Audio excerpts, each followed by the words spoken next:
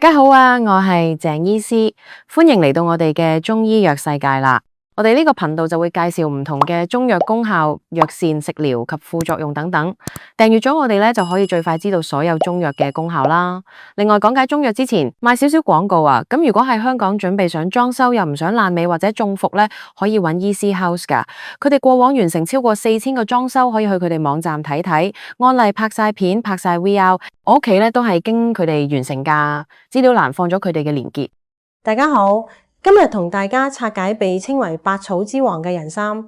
好多人屋企都會備人參，但分唔清生晒參同紅參嘅差異，認唔清楚自己體質究竟適唔適合進補。有人食完精神飽滿，亦有人食完上火失眠。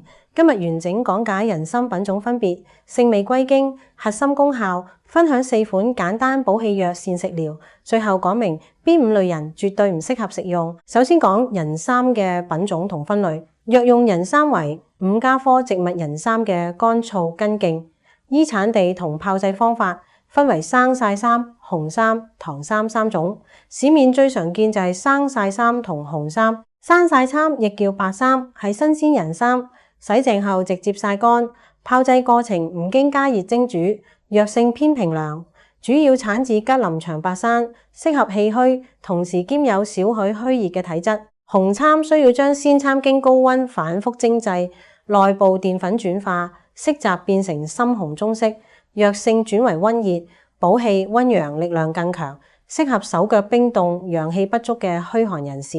兩者同屬人參，基礎功效一致，但寒溫屬性完全相反。進補之前一定要分清，亂食只會適得其反。人參藥用歷史超過2000年，《神農本草經》將其列為上品，記載人參可補五臟、安精神、益氣延年，自古就係頂級滋補藥材。接落嚟講人參嘅性味歸經，人參味甘微苦，生晒參性平偏涼，紅參性溫，兩者都歸心肺脾腎4經。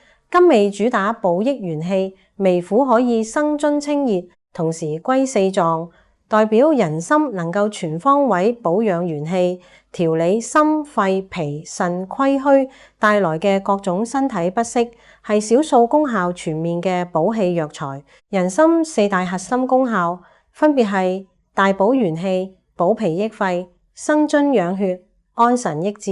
第一，大補元氣，針對久病、勞累過度、手術之後元氣虧虛，表現為四肢無力、氣短懶言、精神萎靡。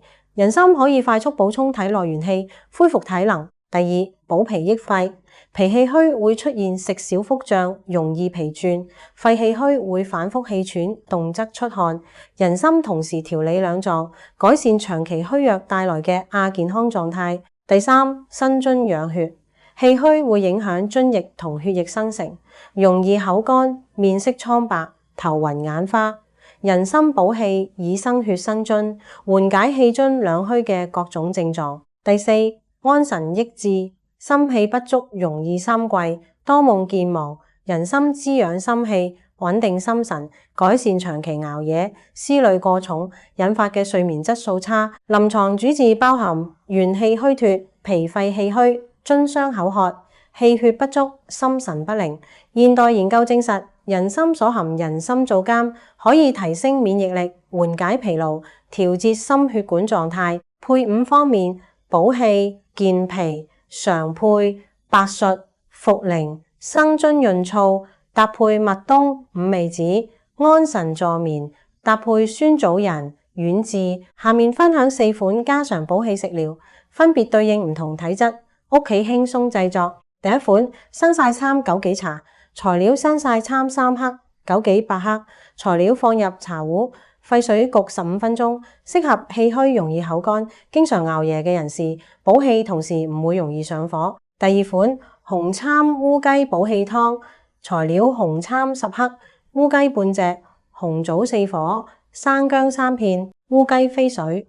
所有材料放入砂鍋，大火滾開轉小火煲1.5小時，加鹽調味。適合虛寒怕冷、產後或術後體虛氣血不足嘅人。第三款，人參健脾小米粥。材料生晒參5克，小米100克，少量冰糖，人參加水煎煮25分鐘，隔渣取汁，藥汁煮小米成粥，溫和養胃，適合脾胃虛弱、食慾差、吸收唔好嘅人群。第4款，參麥生津飲，生曬參4克，麥冬10克，沸水沖泡，適合夏日出汗過多、氣短口乾、虛熱煩躁嘅人飲用。最後講副作用，同5類絕對唔適合食用嘅人群。人參雖好，但亂補容易出現上火、頭痛、失眠、血壓波動等問題。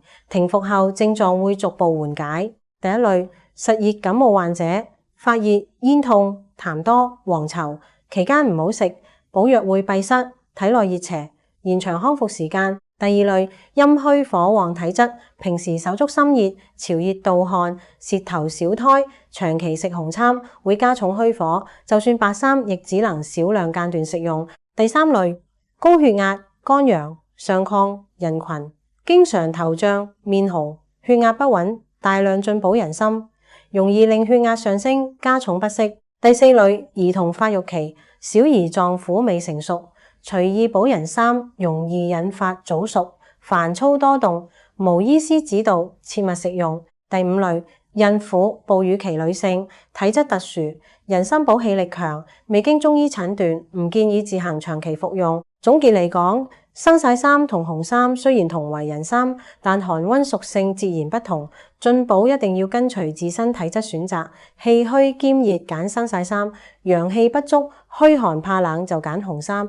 同時記住5類禁忌人群，唔好盲目進補，適量對症先可以發揮百草之王嘅滋補價值。希望今日嘅攻略可以幫大家分清人參用法，唔好再亂補身。多謝大家收看。